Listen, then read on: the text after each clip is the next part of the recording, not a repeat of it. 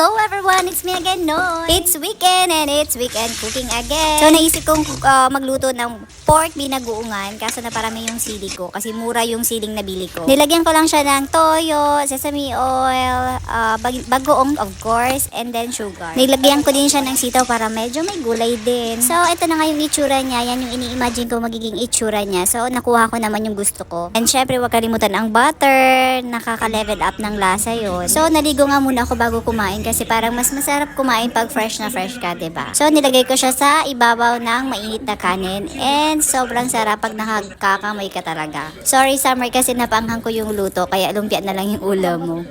Pansin ko this past few months parang lagi akong tinatamad magluto. Simula nung na-upgrade kami ng aircon sa kwarto. Ang lamig-lamig na kaya hindi na kami lumalabas ni Summer pag weekend. So sana next week makapag-beach kami. And that's it for today's video guys. Thanks for watching and I'll see you guys again next time. Mwah!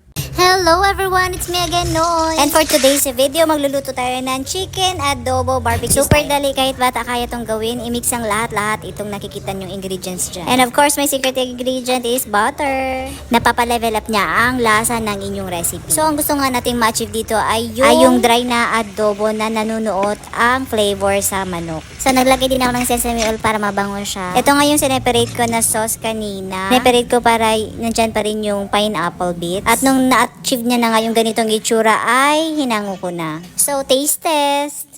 So, ayan, nakapag-curl na ako dahil lalabas din ako ngayong gabi. Bago lumabas para tipid ay mag-dinner na sa bahay. Ayan, super sarap nga niya at nanunuot yung Mamacita Barbecue. And of course, nasa Albay ka dahil brown out. Hindi nga kompleto ang araw pag hindi nababrown out dito sa Albay. Aleko, baka naman. So, ayan, kakain kami ng brown out. Buti na lang nakapagluto na ako bago mag-brown out. So, favorite yan ni Summer dahil may butter. And that's it for today's video. I'll see you guys again next time. Mwah!